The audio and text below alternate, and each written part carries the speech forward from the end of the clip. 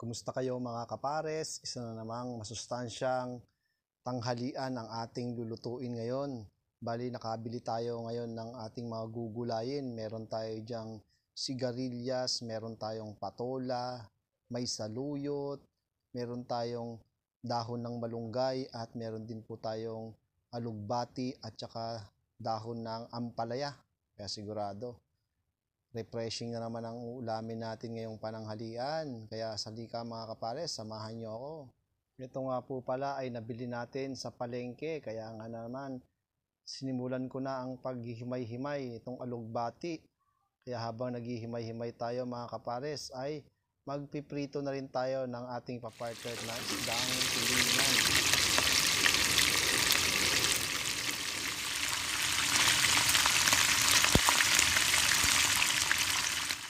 At ipagpatuloy na natin ang paghihimay-himay ng mga dahon-dahon. Kaya nga medyo matagal po ang ating paghihimay dahil marami tayong dahon.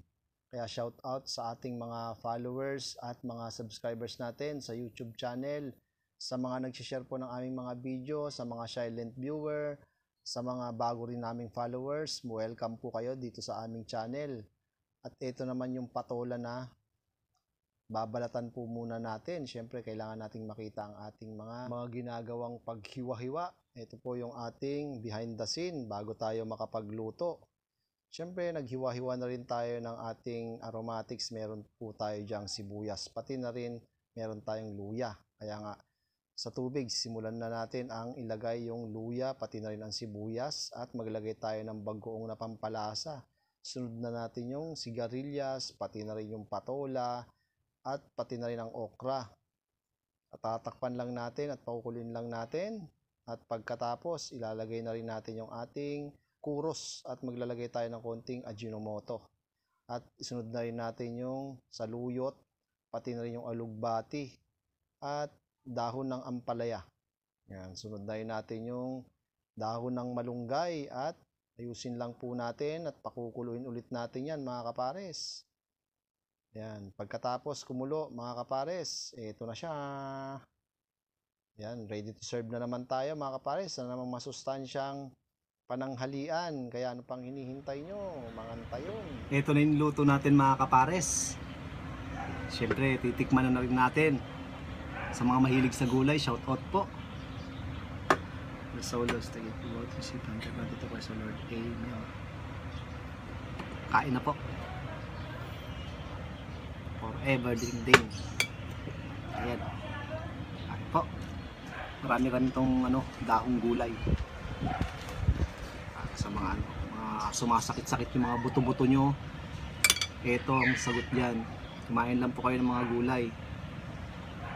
Maalis yan.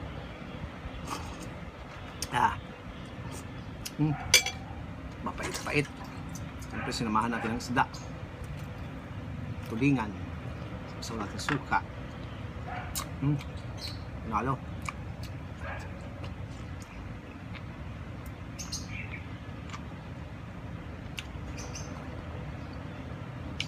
Mapait-pait yung sabaw dahil sa ang palaya na dahon.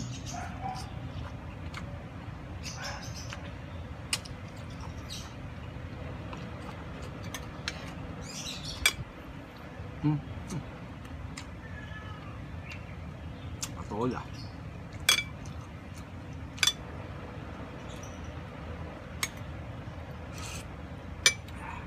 Panalo yung mga dahon-dahon.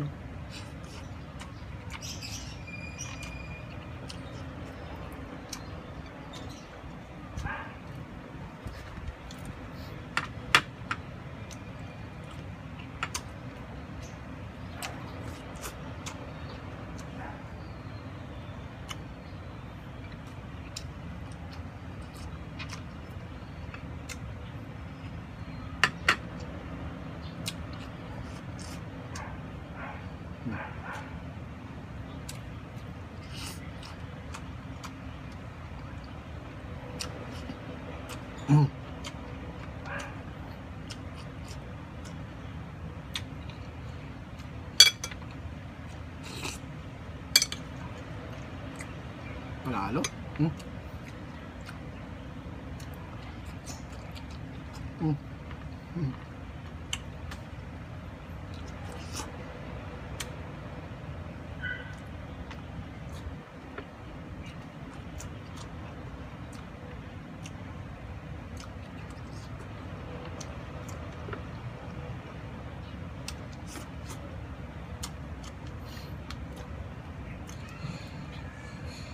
Grabe, gutom na ako.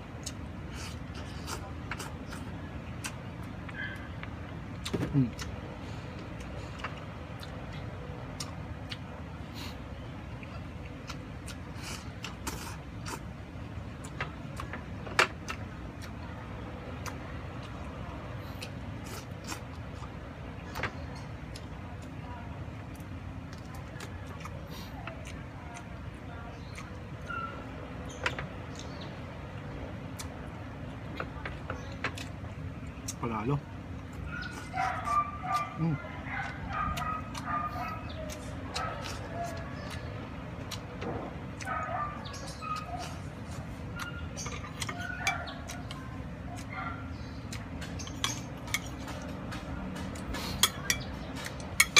Try nyo to mga kapares, napakadali lang naman lutuin.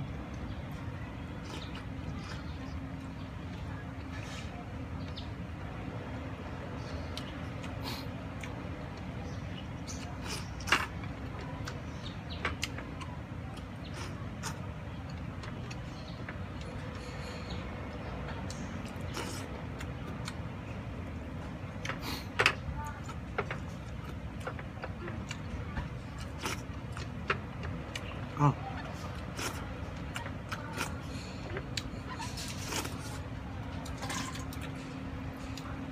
Yun, hanggang dito na lang tayo mga kapares. Kakainin ko pa ito mamaya pag break time ko sa trabaho.